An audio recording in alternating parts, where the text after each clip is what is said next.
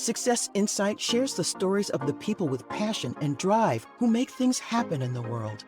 Here's your host, Howard Fox. Hello, everyone, and welcome to the Mind, Body, and Soul series on the Success Insight podcast. The Mind, Body, and Soul series celebrates the journeys and stories from health and wellness professionals who are committed to helping their clients and patients realize their physical, emotional, and spiritual courage and well-being. Our guest today is Dr. William Davis. Dr. Davis is a cardiologist, author, and health crusader. His 3 books include Wheat Belly, Lose Wheat, Lose Weight, and Find Your Path Back to Health.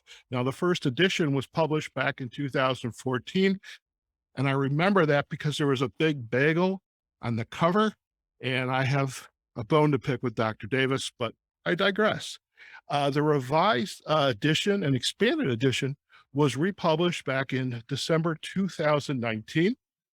His next book was Undoctored: Why Healthcare Has Failed You and How You Can Become Smarter Than Your Doctor. And his third and most recent book, published this past February, is Super Gut, a 4-week plan to reprogram your microbiome, restore health, and lose weight. Dr. Davis, it is a pleasure to have you on the Mind, Body, and Soul series on the Success Insight podcast. Hey, Howard. Glad to be here. Thanks for the invitation. Fantastic. And for our listeners, in the spirit of full disclosure, I have a lot of those. I am actually an appreciator of the work that Dr. Davis has been involved with. I own Wheat Belly, Undoctored, Super Gut. I'm a member of, and I know we'll talk about it, his inner circle.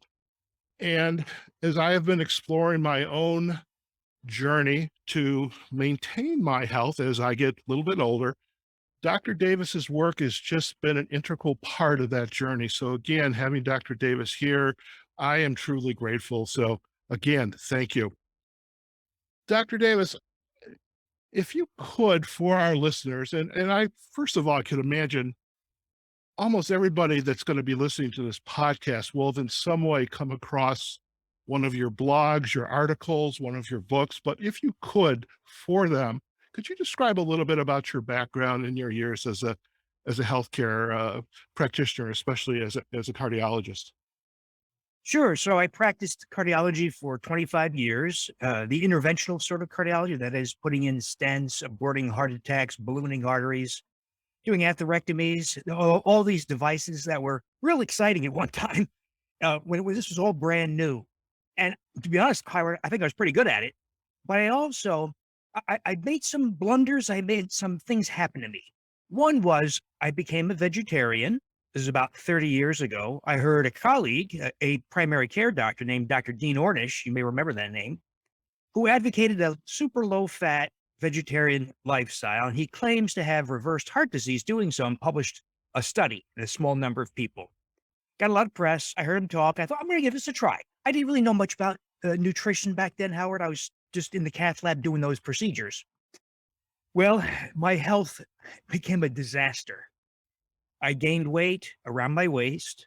I had high blood pressure. I became a type 2 diabetic with fasting blood sugars in the 160 range, well into the diabetic range. My triglycerides were 390, which is terrible. My HDL cholesterol dropped to 27, which is a high risk level. And I thought, I'm doing, and I was exercising, I was jogging, playing tennis, going for hikes. And here I am, a metabolic disaster. Well, I stopped that diet. I called Ornish, by the way.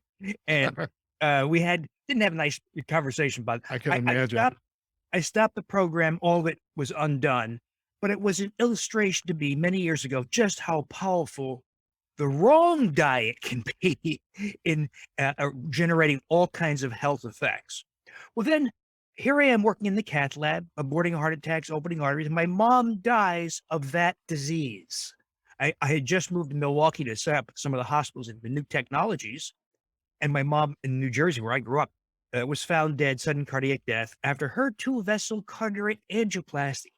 So ironically, my mom dies of the disease I am trying to manage in a cath lab in a hospital. So once again, a vivid illustration, and to me, this was not very smart to try to manage a disease like coronary disease in a cath lab. So I asked back then, well, what could I have done with my mom to identify potential trouble 2 years, 5 years, 10 years before real trouble strikes? Because real trouble can be death. Well, the only device back then, this remains true today also, was a CT heart scan. And this is so long ago, Howard, it was actually an EBT heart scan, electron beam tomography device. But since it's been replaced by CT, something called multi-detector CT devices. But today, even today, you do the same thing. Get a CT heart scan. It gives you a coronary calcium score because calcium occupies 20% of the volume of atherosclerotic plaque. So it's an index, a dipstick for plaque in the heart's arteries that cause heart attack and other problems. Well, we're scanning people left and right. It was one of the first scanners in the Midwest. There were two in Chicago at the time, so one in Milwaukee. And we're scanning people, and of course, we're uncovering tons of silent heart disease in everyday people like you and me. People going to work, jogging, riding their bikes, going to school, everyday people. What do you do about it? A normal score is 0, no plaque, no calcium. And the higher it is, the closer you are to heart attack, needing stents, etc. So it wouldn't be uncommon, for instance, let's say a business guy comes in, he says, my dad had a heart attack age 58. I'm 52. I want to know if I'm in line for that too. So he gets a heart scan and scores, let's say 500. Well, if you do nothing, which of course you shouldn't do, but if you did nothing, the score increases on average 25% per year. So 500, 625, whatever, 25% more is every step you're closer to dying, heart attack, other catastrophe. So back then, this is 25 years ago now. So I'm going way back. We would put people on a baby aspirin and a high dose of a statin cholesterol drug, a low-fat diet, exercise program, and maybe some other things. And we help publish these data. What happens to that coronary calcium score? It goes up 25% per year. It does nothing. And that's been corroborated numerous times by other groups. And so what do you do when I got people freaking out on me, right? Understandably. Well, unfortunately, some of my colleagues who are unscrupulous would tell people, they would take advantage of them and say, well, hey, Howard, you're a walking time bomb. Let's put you through the real test, the heart catheterization, see if you need a preventive bypass or stent implantation, which is wrong. Yeah. There's no proof that does it. Take someone like you and me, no symptoms, going for walks, riding bikes, and putting you through procedures. There's no proof that that benefits you in some way. But it's done all the time, Howard. So I scrambled to try to find better solutions, and it led me down some unusual paths, like vitamin D. When I added vitamin D, for instance, it was the first time. So we did all kinds of things, fish oil, changed that, and it slowed the progression. It'd be down to 12% per year or 8%, which I thought was wow, great. When I added vitamin D, it was the first time I saw scores do that, drop dramatically. I didn't believe it at first. I pulled up the scans because I thought it was wrong. I thought somebody had got something wrong. No, you could see the calcium had shrunk. And while you can't see fine detail of the softer elements in atherosclerotic plaque, you can still see some of it. And it also shrunk. So we were shrinking coronary plaque. And another lesson we learned, one of the things I did reject is this idea that cholesterol is the major driver of coronary. I'm shocked that this is still around being talked about. I remember when I turned into my 40s and I had that conversation with my own doctor, and because I was on cholesterol, high blood pressure, and I mean, part of the conversation is very familiar to me. I do have one question. You mentioned, those early years, and you're seeing this, these scores through doing the tests of the arteries. Had this kind of journey these patients were taking towards this very bad potential occurrence of an event, had that been building year after year? Or because in some of your books you talk about the frankenwheat, the sugar, the wheat, and how we suddenly make food, it's all processed. Had the issues you were seeing were they just a part of just environment, or had they been exacerbated by the fact that our diet was also changing? We're working in the office, we're not exercising as much, things like that. Well, so it was the rejection of this idea that cholesterol is a factor driving heart disease. 'Cause I don't believe that's true. Howard, cholesterol was meant to be a crude, indirect marker for the things that cause heart disease when that research was done in the 1950s and 1960s. So, so cholesterol was meant to be an indirect marker for the lipoproteins, fat carrying proteins in the bloodstream. Well, you know what? And today, in fact, for the last 25 years, I've been testing, you can actually look at the lipoproteins. You can look at their size, their structure. You can characterize. So that's what I did. And it became clear, and this is not just my experiences, there's good evidence to this effect from people like Dr. Ron Krause at University of California, Berkeley, Hopkins group, a Toronto group, a Texas group, over and over, that it's small LDL particles, not LDL cholesterol. You can use cholesterol to crudely guesstimate how many LDL particles you have, but let's actually measure the particles. Well, so people who have coronary disease, like a high score on a coronary calcium score, they virtually all have an excess of small LDL particles. It'd be something like 2,000 or 2,400 nanomoles per liter particle count per volume. And the science was clear back then. It remains true today. The only foods that cause small LDL particles are grains and sugars, period. Not fat, not saturated fat. So not butter. So I asked people, you know what? Hey, clearly statins don't work. A low fat diet is nonsense. Let's just try this. No wheat, no grains, no sugar, because that's what causes small LDL to be provoked. So they do it. Small LDL, they come back a few months later. Small LDL is 0 or some other very low number, 150, whatever, but dramatic reduction, often obliteration of that abnormality. And blood pressure dropped. Then they lost weight. And many type 2 diabetics became non-diabetic. And people would say things like, you didn't tell me I'd lose 58 pounds. You didn't tell me that I'd have to stop my insulin and diabetes drugs because my blood sugar was so much better. You didn't tell me that my joint pain from rheumatoid arthritis would gradually go away. So I did it for cardiac calcium scores, Howard, and small LDL particles. But I stumbled into something. And at first I said to myself, how in the world can this be?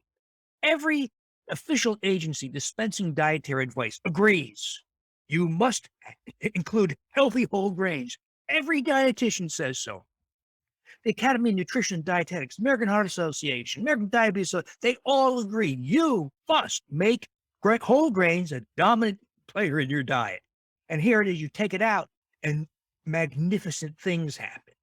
You know, when you take a type 2 diabetic and make him or her non-diabetic, you have added something like 8 years to their life and spared them, more than likely, eye disease, kidney disease, heart disease, peripheral vascular disease, gastroparesis, all the stuff that happens in type 2 diabetics. So we're talking about dramatic changes to people's health, not to mention losing 40, 80, 130 pounds just by doing this. So it became clear there was something fundamentally and desperately wrong with the conventional notion of a healthy diet.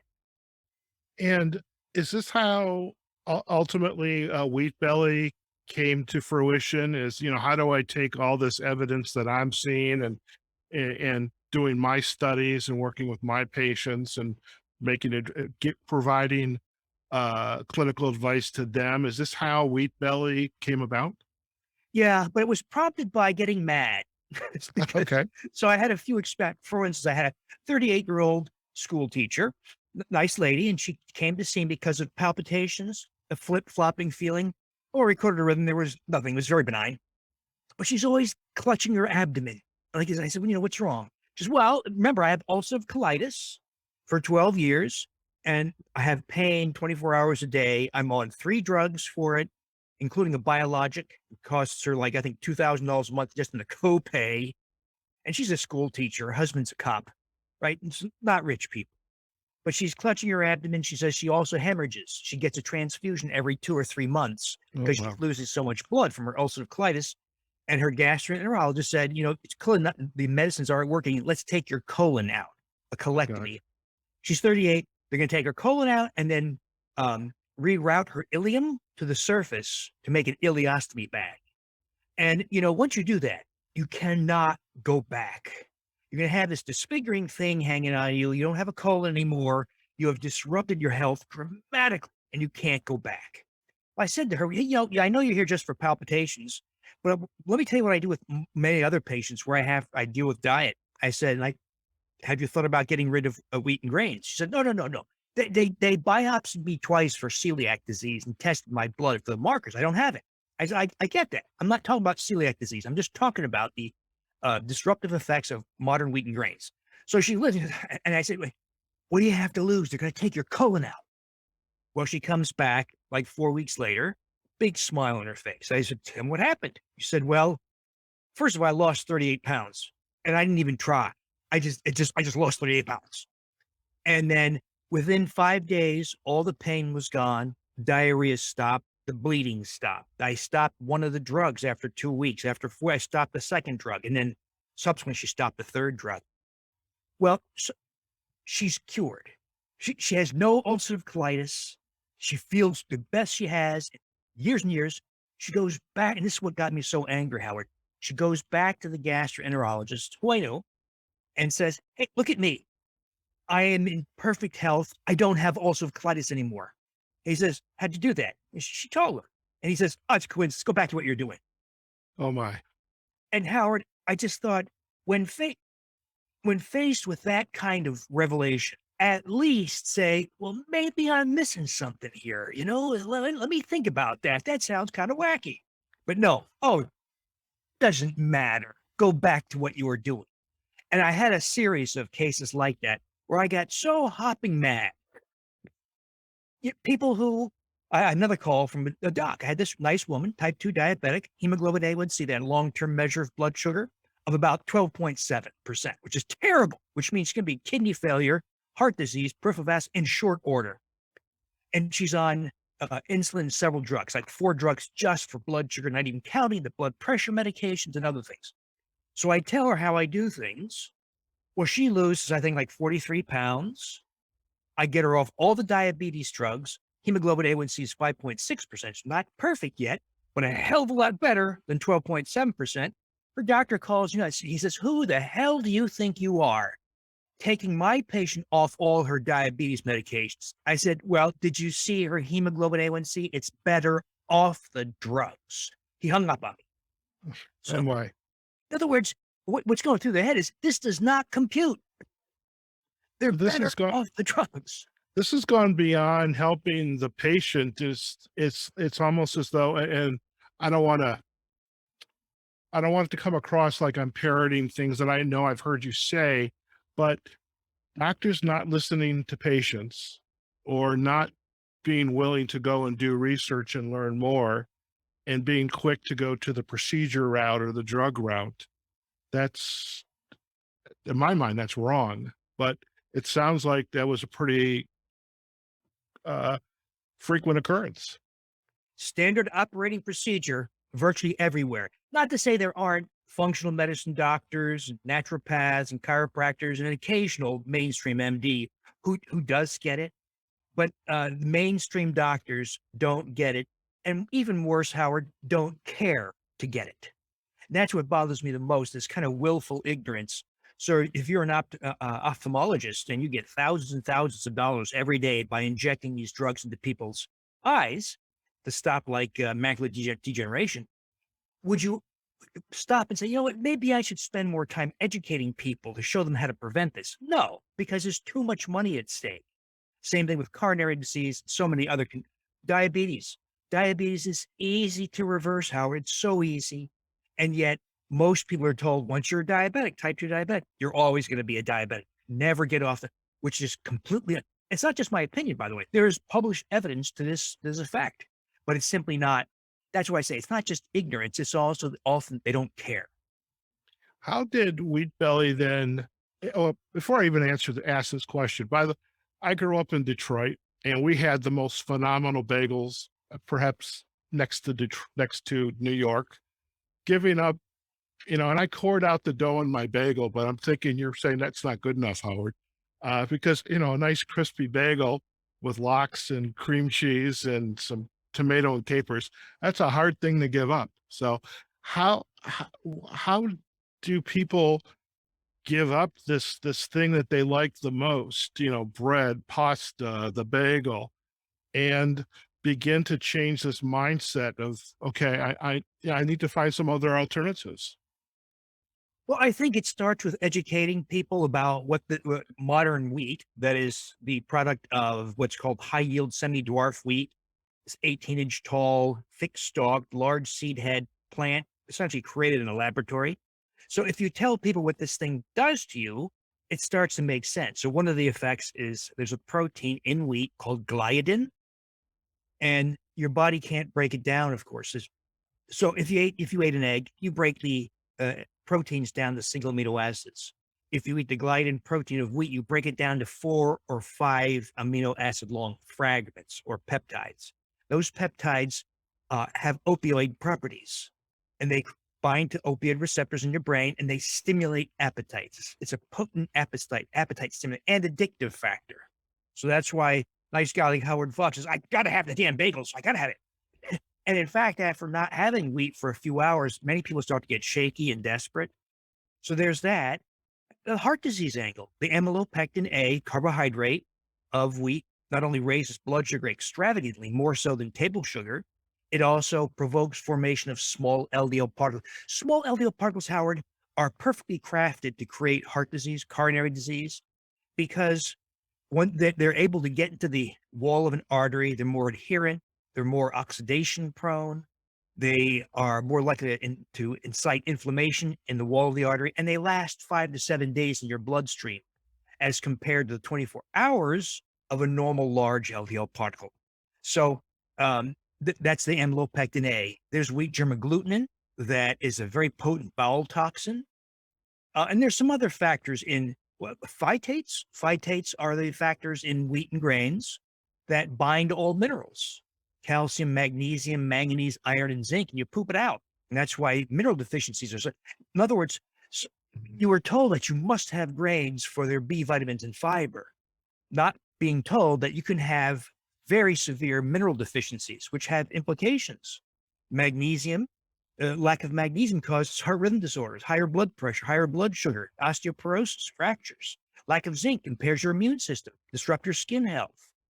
Iron, I've seen many ladies in particular, this afflicts ladies more than guys, with iron deficiency anemia, with hemoglobin, normal hemoglobin level is about 12, 13, or 14. These ladies walk around with 7 or 8. They're breathless, they're cold, they're tired, they're getting iron injections, oral iron, and then also blood transfusions. They go off wheat, and their hemoglobin is normal within 2 weeks. So these are profound effects uh, from the components of this thing created by geneticists or scientists. It's amazing. And I would imagine just going on this journey, having someone, it's not me as a coach, but someone who's used to working with individuals, patients on lifestyle choice and perhaps coming up with new behaviors that stick. But it's hard. I mean, again, giving up that bagel, that's hard. And if you can't see below the camera here, but I probably could use a little more of give up that one occasional bagel. How did then Wheat Belly kind of transform? Because I Wheat Belly was literally on my shelf. I picked it up a couple times. I looked at it, but it really was not until the second book, Undoctored, came out, and then the Inner Circle, and then really just listening to the topics of, and for me, it was making my own yogurt.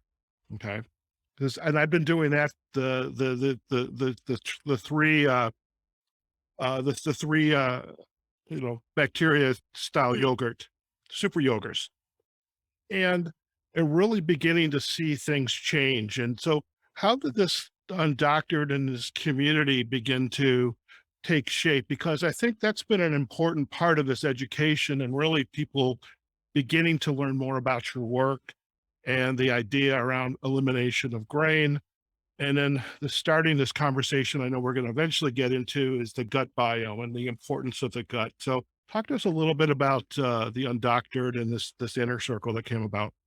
Sure. By the way, Undoctor's like my eighth book or so, something like that. I know you've got a lot of the you've got an entire Wheat Belly series. Well, I like those stories I told you, where people would come to me and they say things like this. I'd like to do the Wheat Belly lifestyle, and I show them how to do it. They go to their primary care doctor or somebody else, and the doctor says, better not do it. It's going to give you a heart attack. I'll give you a Lipitor if you're going to do that dopey diet. So they didn't take the Lipitor, of course, but they'd come back and they'd be, 60 pounds lighter. Their blood sugar's better. It's all that kind of great stuff happens.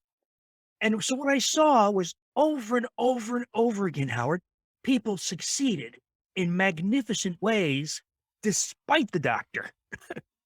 And were doing it on their own, largely. That is, they weren't doing it in a hospital, weren't doing it in a clinic, and they were having a level of health that was dramatically superior. The doctor does not dispense health. They dispense pharmaceuticals and procedures to try to address one disease, but they don't actually give you health. In fact, you'll find most doctors are painfully ignorant of issues in health, like diet, vitamin D, microbiome. It's almost seems as though they're focused on an effect, not a cause, in a way. Exactly. So if you were to treat type 2 diabetes the conventional way, your fasting glucose is real high, your hemoglobin A1C is high. So we give you insulin and other drugs to push blood glucose down. That does not protect you from kidney disease, blindness, amputations, and all the other problems of a diabetic. But what if we did instead? Not just push the blood sugar down. What if we addressed the factors that allowed high blood sugar and insulin resistance? That's what drives the high blood sugar. What if we address the factors that allow those situations to develop? Well, the diabetes, more often than not, goes away. Blood pressure is normalized.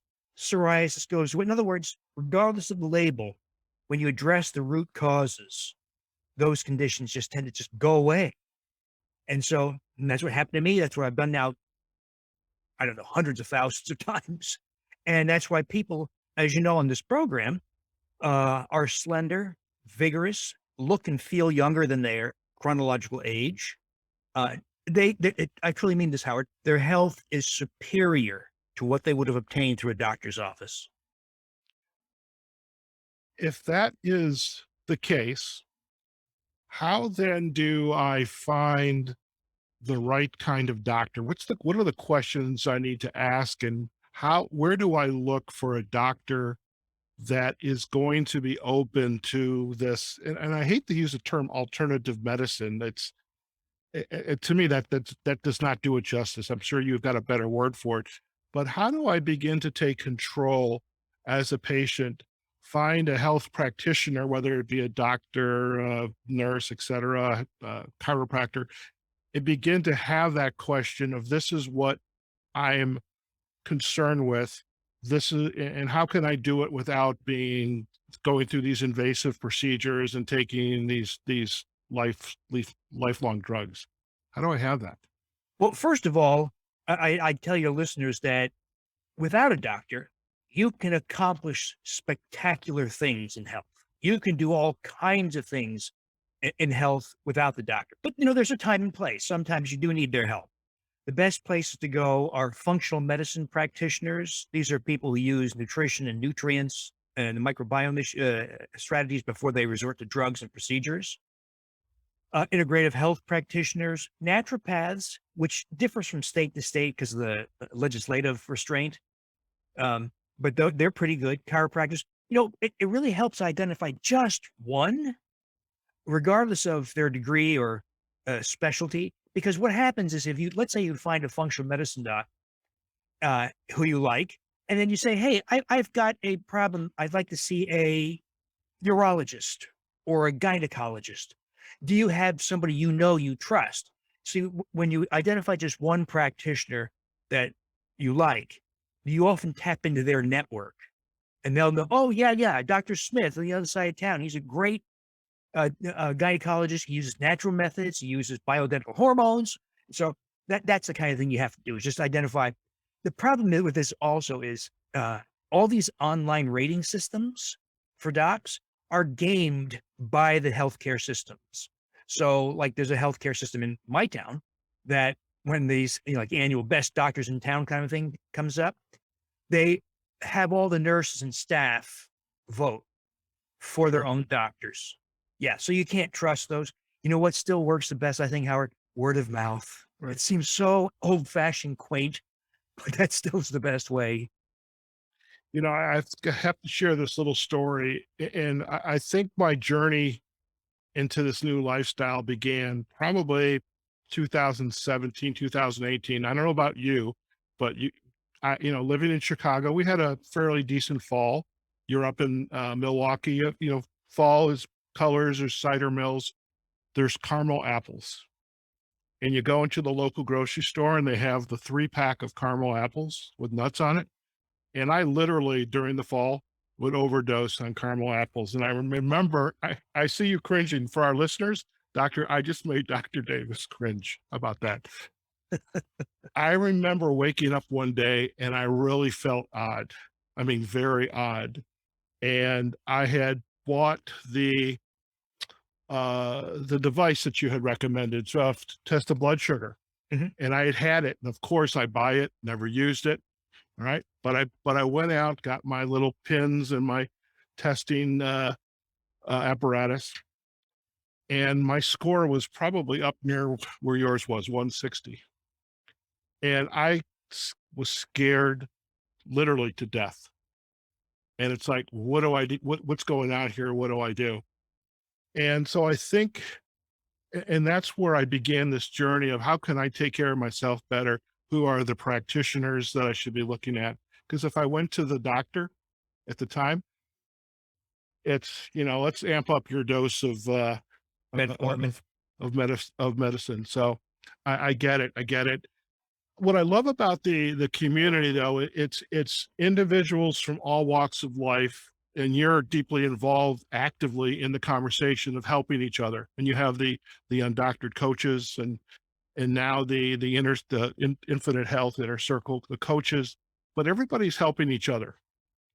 And I think that's wonderful. And for our listeners, we're going to provide you the links to Dr. Davis's website. There's also a link back to to his Inner Circle if you want to learn more about it. Let's finally get to your newest book, of one of many books, but the newest one, Super Gut, because this idea of making my own yogurt a year ago it was something I thought I need to do this because I love yogurt, but I needed to work. And I started to read and hear what you were saying, what the members were saying. And I began to craft my own yogurt. How did this interest in the gut biome, how did that begin to take shape, and why? And it's because today I can't go anywhere without hearing about my gut biome, healthy gut. But you seem to be on the early stages of really exploring and saying, wait a minute, folks, there's something here. So how did that begin to take shape for you?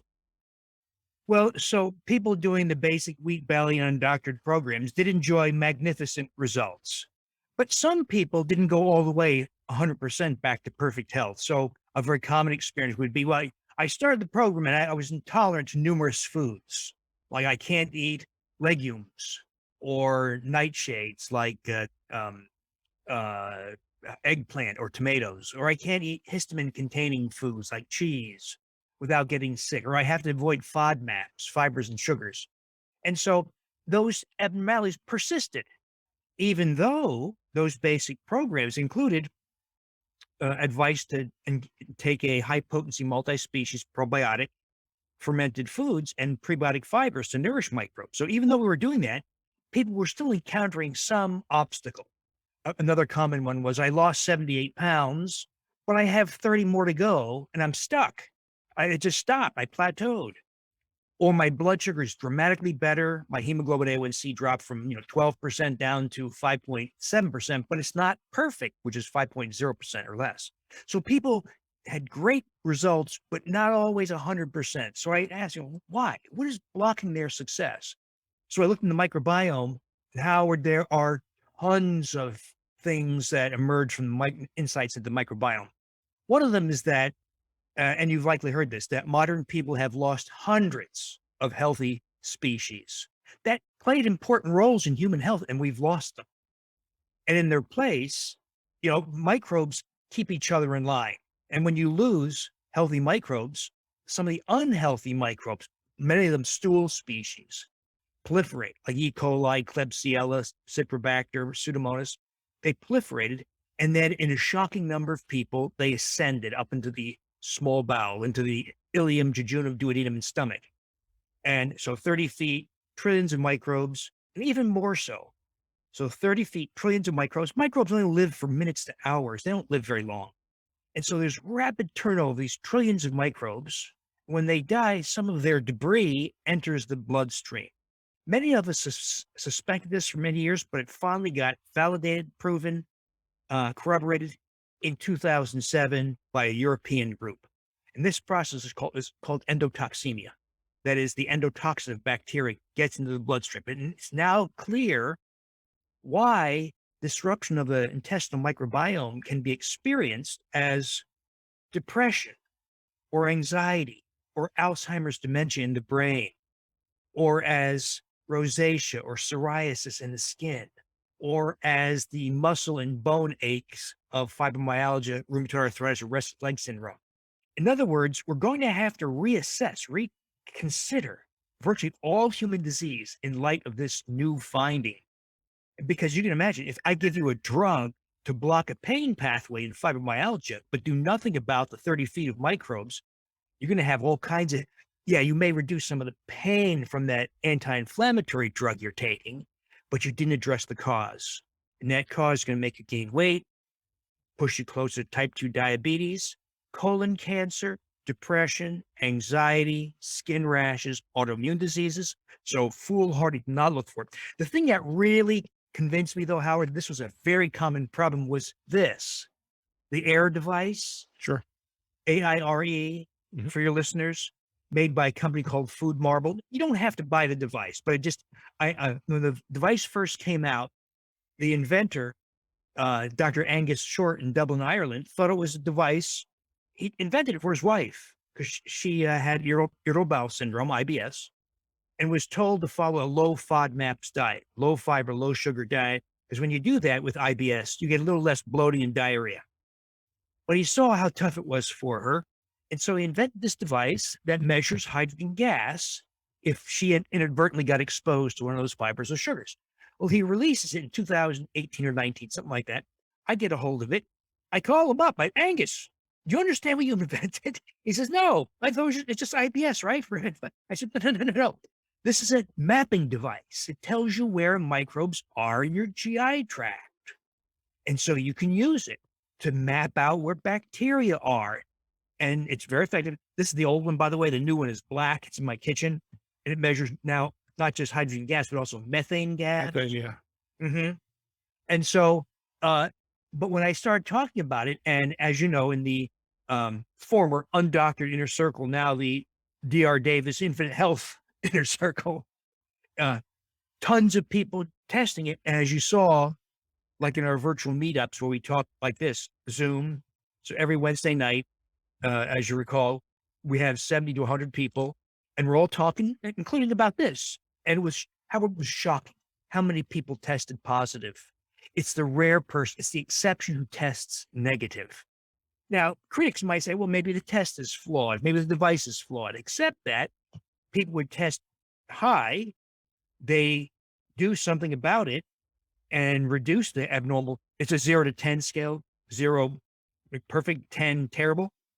And they go from a 10, say, down to a 1.2, and they say, and finally, my arthritis pain is gone. Finally, I broke my weight loss plateau. That persistent rash kept me coming, is finally gone. My depression and anxiety have finally lifted. In other words, we saw the health improve even further. I now can eat nightshades and histamine-containing foods and legumes and fruit. I don't have any of those food intolerances anymore. So I saw all these problems lift by managing the microbiome.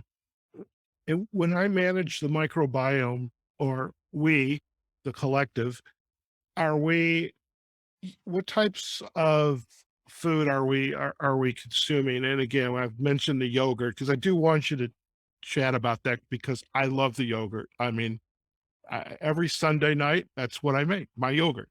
But I have this device. It's providing me the H2 gas scores and now the methane scores.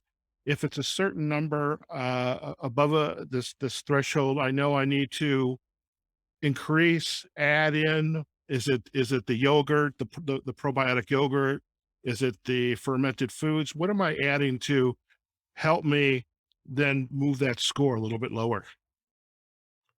Well, there's several choices. And sadly, if you go to your doctor, even a gastroenterologist, and say, hey, I'm testing positive for SIBO, small intestinal bacterial overgrowth, 30 feet of microbes, etc. The doctor often says, you don't have that. Did you consult Dr. Google again, Howard? Or don't waste my time, or shock, there's no such thing. There are thousands of research studies documenting this. One of the problems we have, of course, is mainstream doctors are about 17, 18, 19, 20 years behind the science. And so, or if that doctor happens to be a little better informed, they hand you a prescription typically for a drug called rifaximin or Xifaxan. It's an antibiotic.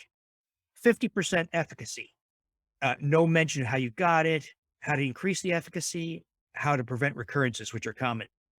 There was a time we were using herbal antibiotics. I was very skeptical, but there's some evidence to show that they work. There's two regimens we were using, the Candibactin regimen and the FC-cytodispycide regimen. But I asked a different question, so I was unhappy with that. If you have SIBO, 30 feet of microbes, and maybe it's manifesting as fibromyalgia or irritable bowel syndrome, or restless leg syndrome, or food intolerance, or inability to lose weight, or persistently high blood sugar, all those things. If you took a probiotic for SIBO, will it go away? No, it will persist. You might have a little less bloating or diarrhea, but you'll still have this SIBO. And so I asked questions like this. Well, what if we chose microbial species and strains that take up residence in the small bowel? That's where SIBO occurs. And what if we chose species and strains that produce what are called bacteriocins? These are natural antibiotics produced by some microbes effective against the species of SIBO. So I came up with that 3 species yogurt. I call it SIBO yogurt. Yes. It's got Lactobacillus gasseri, which colonizes the upper GI tract and produces up to 7 bacteriocins. So it's a bacteriocin powerhouse. My favorite microbe in the world, Lactobacillus rhodori, also a colonizer of the upper GI tract, produces up to 4 bacteriocins, including a very powerful one called reuterin. I was talking to a microbiologist, and he told me this a few months ago. He said, you know what? We sometimes use L. rhodori, Lactobacillus rhodori, to clean our vats, the vats where they grow microbes. I said, what? Really? He said, yeah. That's how effective it is in killing off pathogens. So I said, really? So I called a microbiologist friend of mine out in San Diego, Dr. Raul Cano, 40 years academic microbiology. And I said, hey, Raul, my friend Suresh says he uses rhodori to clean his vats. Does that sound right to you? He says, oh, yeah. We use Lactobacillus rhodori to clean our vats. That's how effective it is. So the yogurt has Lactobacillus gasseri, Lactobacillus rhodori. I added also Bacillus coagulans because there's some evidence that it's very good for reducing IBS symptoms, and it does produce 1 bacteria. So we co-ferment those 3, and we use a method of fermentation, as you know now, prolonged fermentation, because we want hundreds of billions of bacteria for a big effect. Consume a half cup a day. It's very tasty with some blueberries and whatever, squirt of stevia. Oh, yeah. And so far, now this is preliminary, but so far about 30 people have tried this and 90% normalized their hydrogen gas on their breath. So we'll likely do a clinical trial down the road, not with yogurt though, because it's too hard to control the numbers. That will probably encapsulate it as a probiotic and then test this formally. But so far, Howard, people, and you know what? If I'm telling you to have your colon removed or get a frontal lobotomy, we better be damn sure that's necessary. But when you're talking about the potential treatment being a yogurt, you don't have to have absolute confidence to do that because it's just stinking yogurt. And it's delicious. And as you point, it's fun to make. I love it. I love it. Actually, one self-serving question here, Dr. Davis. Is there a limit to how long I should be consuming this yogurt? Because literally, I make it every Sunday, 7 p.m. because that gives me my full 36 hours. Is there, or should I be, breaking it up every once in a while? Just do reuteri, or gastri, or try another strain of bacteria.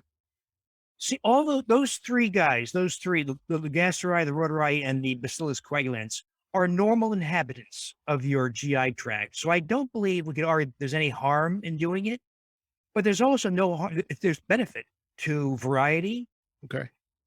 One of the problems we have, Howard, in the world of the microbiome is we don't have knowledge of the full community of bacteria that's necessary.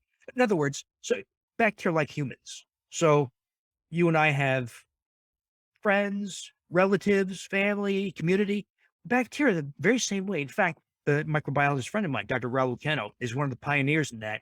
He's worked on developing what he calls guilds or consortia of bacteria. And so, by the way, he and Martha Carlin started a little company called BiotaQuest, and they're the ones who developed the Sugar Shift product. They call it Okay. Sugar Shift because it reduces blood sugar, Right. like about 10 milligrams in non-diabetics as well as diabetics. But that product, Sugar Shift, is a consortium of bacteria that collaborate with each other, and you get bigger effects, including a drop in blood sugar, because these microbes working together consume the fructose, sucrose, and glucose in your GI tract, and thereby reduce your blood sugar. Um, so when you're replacing Reuteri, Gastri, and Bacillus coagulant, they're probably very important keystone species that you're supposed to have anyway. So I don't think there's any harm in doing this for a long. You don't have to do it for a long time, but I don't think there's any harm to it. Okay. But I can bring in some other species and just to add some variety. The in the spirit of time, by the way, we are like well over 3/4 of an hour. So I'm having fun. If you're having fun, let's keep going. We're educating besides having fun. This whole idea around fermenting now, and there's the woman, Donna Schwenk was on your show, and I have been interested in fermenting for a little while, especially around water kefir.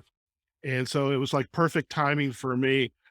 How is the introduction of fermentation and eating more fermented foods? How does that also contribute to, the body rebalancing itself to be able to, you know, build up the healthy gut biome and to address some of the, the effects of, not being as healthy as we could? How is fermenting that, you know, I'm glad you brought that up, Howard, because it's so important.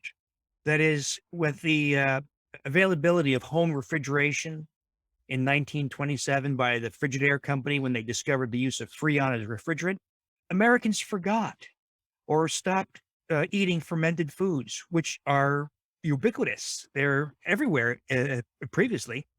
Well, we stopped. And that's part of the reason why we've disrupted our microbiomes so severely. So bringing them back is a big part of the solution. As you point, so the yogurts, kefirs, kombuchas, fermented veggies, this should be easy and virtually cost-free because you can just ferment veggies on your kitchen counter. I got a whole bunch of stuff fermenting on my kitchen counter. Now, why does this work? The best evidence comes from Stanford, a husband-wife microbiologist group, Erica and Justin Sonnenberg, and they just published very good evidence about not even 6 months ago. And they just examined what happens to the microbiome when you frequently consume fermented foods. And they showed that the microbes in fermented foods are typically species like Leuconostoc mesenteroides, or Pediococcus pendisaceus, Pediococcus acidilactocide. But those aren't the ones that take up residence. They take up temporary residence. But on some uncertain mechanism, their presence, their restoration allows other healthy species to emerge. It's not quite clear why. Are they latent? Are you more receptive to the environment? No, nobody knows. But something happens where there's great diversity of healthy species just by getting those handful of microbes from the fermented foods. So it's looking as if fermented foods are among the most important things you can do for your microbiome. I I'm very much looking forward to seeing the effects of the fermenting. And my first batch of water kefir was with cranberry juice, and it hasn't blown up in my kitchen yet. I think I'm good. Uh, just for folks out there, if you're going to make water kefir and a second ferment, always make sure you burp the bottle, okay, frequently, or else you've been warned. Dr. Have you Davis, tried this Saccharomyces boulardii cider or other juices yet, Howard? I'm just getting started, so Okay. I will try that. Can I find that on the Inner Circle? That is on the Inner Circle, and there's one version in my blog, the Okay. drdavisinfinitehealth.com blog. And I'll tell you, listeners, real quick, this is so fun. It's not in the Super Gut book. There's a ton of stuff in the Super Gut book, of Right. course. This one's not in the Super Gut book. This is in the website and blog. But it's taking a fungus called Saccharomyces boulardii, which is a cousin of Saccharomyces cerevisiae. That's the stuff used to make wine and beer. But Okay. boulardii is adapted to the human body, and it has all kinds of great effects. It's kind of a traffic cop for bacteria. It really cultivates the good guys, suppresses the bad guys. And if you take it, by the way, this juice during a course of antibiotics, if you must take an antibiotic, it minimizes the damage to your microbiome. So it's the most powerful thing you can do through a course of antibiotics. So we take it's available commercially as a product called Flora Store, FLORASTOR. It's like, I don't know, $17 at Walgreens or Target or Meijer. Take a capsule, empty it into any volume of juice. Quart, let's say, of apple cider. Apple cider is very easy. I've done it in coconut pineapple juice. I've done it in mango passion fruit juice. Just got to be sure there's no preservatives, Right. like potassium sorbate or something like that. So just plain juice. And by the way, cider is better than apple juice. You want the cloudy stuff. So empty capsule of Flora Store. Cap it lightly. As you point out, this one will produce huge quantities of gas. Leave it on your counter. You'll see it 24 hours. It's bubbling like a cauldron. That's how effectively it's fermenting. And then after 48 hours or so, put it in the refrigerator to stop fermentation. Because if you keep it going, it'll turn to hard cider that is alcohol. So stop it at 40 hours. And then what we do is sip maybe a quarter cup 2 or 3 times a day. And it helps rebuild your microbiome. It pushes back fungal species, all kinds of great stuff. And it tastes like apple soda or berry soda. It's delicious. It's sparkling. It's effervescent. I will have to try it out, and I will comment on the blog. And the one beverage we hadn't chatted about, and I think if memory serves me, it deals more with the life the SIFO, the fungal, but it's the green tea and the Clove.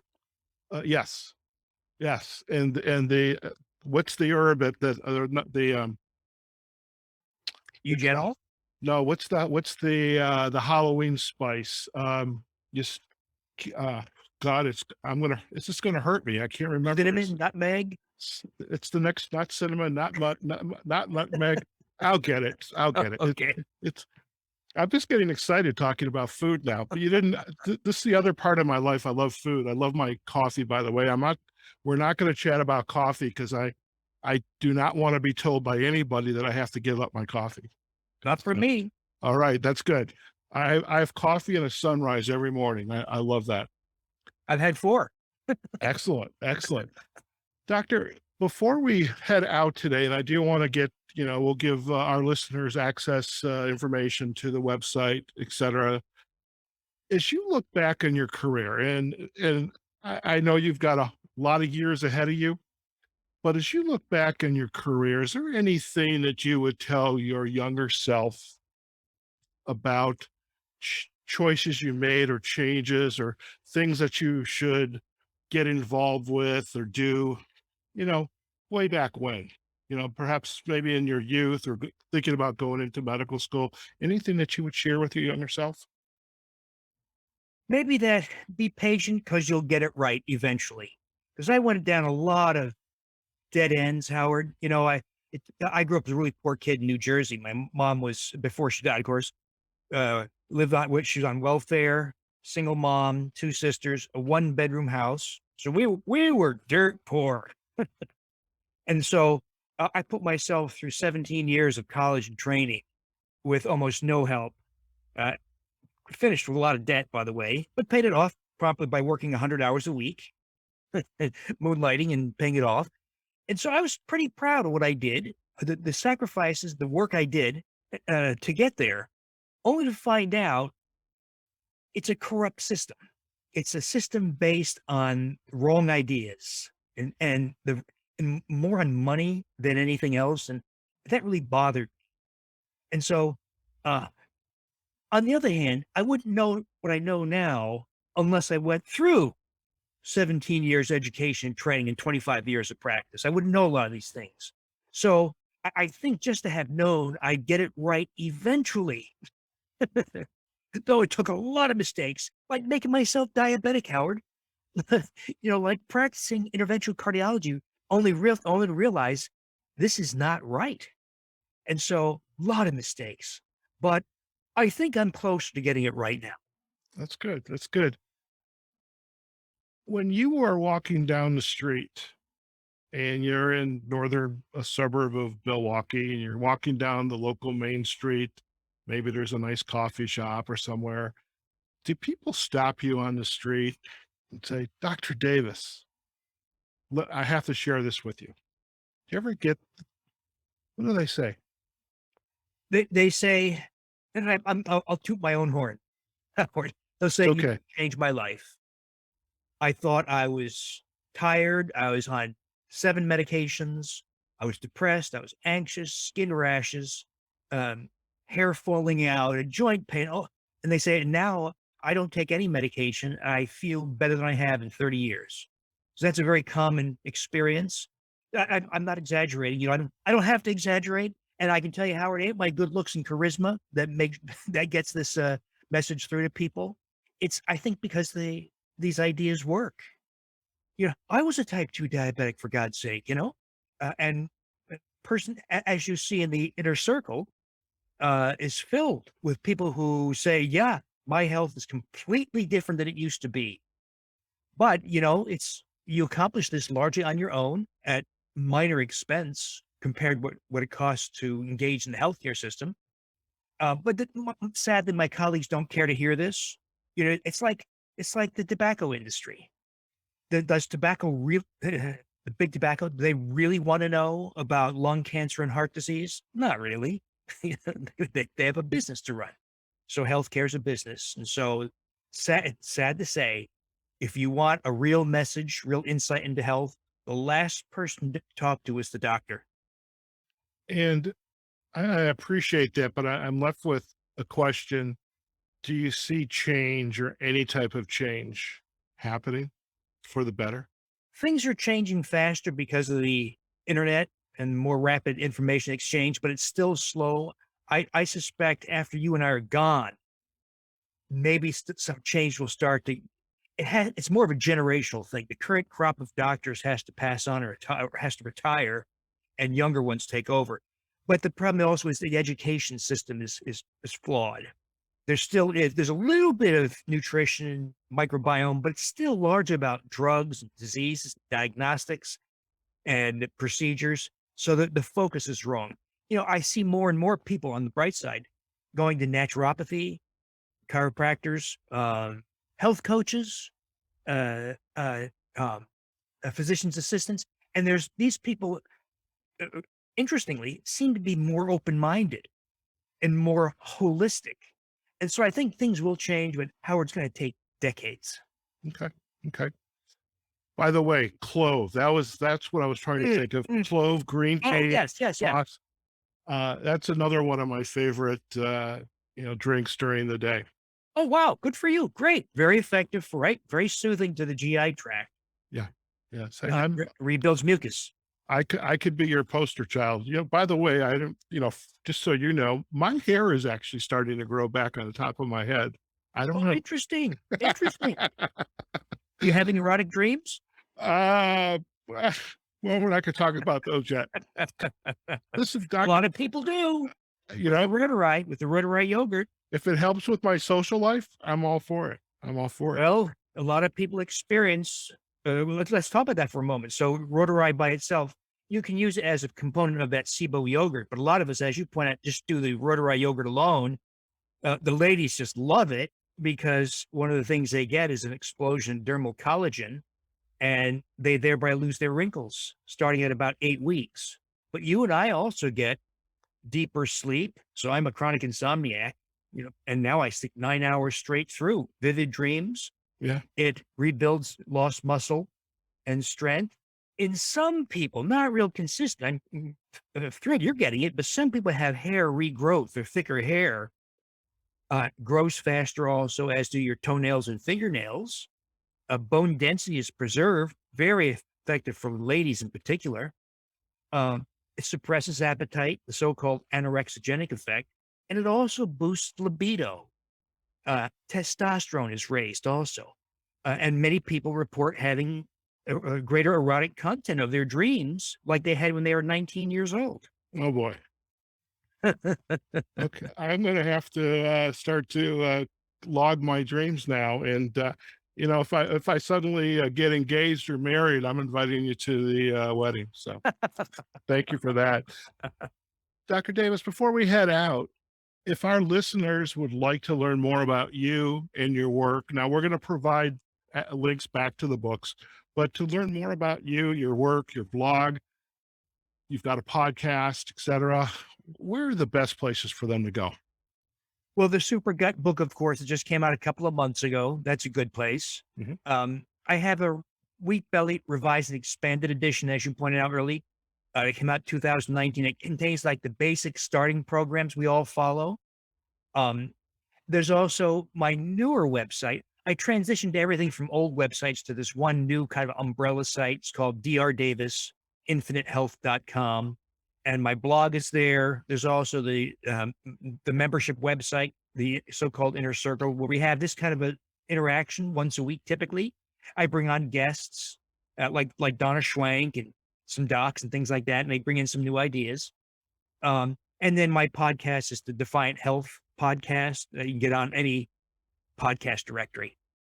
Fantastic. Well, we are going to provide all the links in our show notes, Dr. Davis Infinite Health, the links back to the books. And I know you're also active on social media, the social sites links as well, Facebook, Twitter, YouTube, Instagram, and you're everywhere. And that's a good thing, because I think the message that you are bringing and what you're sharing through your work, your body of work, I know it's making a difference in my life. And I know as a coach, as a doctor, we all want to make a difference in the people whose lives, we cross, and we want to help people. And again, I want to thank you for the work that you've done, because you've been a big help for me. And I know our listeners are on the Mind, Body, and Soul series are going to appreciate this as well. Nice to hear, Howard. Thank you. Very good. Well, listen, stay on the line for just a second. We're going to do a short close, and you and I can have a final chat. All right, folks, what a pleasure. And believe it or not, we are well over the 1 hour mark. And so I usually give my guests 30 minutes, but 30, 45, that's a long podcast. But, Dr. Davis and just what he has shared with us today, and it's just pure gold. And I want to really, really encourage you, listen to this episode, or make a beeline to his website, drdavisinfinitehealth.com. You can check out the books, his blog, his podcast. And really, if you are inclined, do check out the Infinite Health Inner Circle. This is such a great community, because if I have a question, maybe if you're like me, you watch YouTube videos. Okay. I've been consuming kefir water YouTube videos all weekend just to make sure I knew how to make kefir water, but everybody's has a piece of information. And unfortunately, a lot of people have opinions, and those opinions are not always based on facts. And so we really have to be cognizant of where we are consuming information. And I have found the inner circle here with that Dr. Davis has started to be a wonderful place to learn more about things that I can do to promote my good health. And I would certainly encourage you to not only visit the website, but do go out to the Dr. Davis Infinite Health Inner Circle and see if the membership is right for you. Okay. If you did enjoy this episode, again, do check out the website, all the social sites that we're going to share in our backlinks. If you enjoyed our podcast, Success Insight and the Mind, Body, and Soul series, you can find us on successinsightpodcast.com. We also have our LinkedIn and our Facebook pages, Success Insight Podcast, and we're also on all of the podcasting platforms, Google Podcast, Apple Podcast, Amazon Music, Audible, Spotify, etc. We want to know that you enjoyed today's episode, or if you have any comments about the episode, we want to hear from you. Okay, folks, wherever you are, whatever you're doing, go out there, have a phenomenal day, and we will see you on a future episode of the Mind, Body, and Soul series on the Success Insight Podcast. Take care now. Success Insight is a production of Fox Coaching and First Story Strategies. Find us online, successinsightpodcast.com.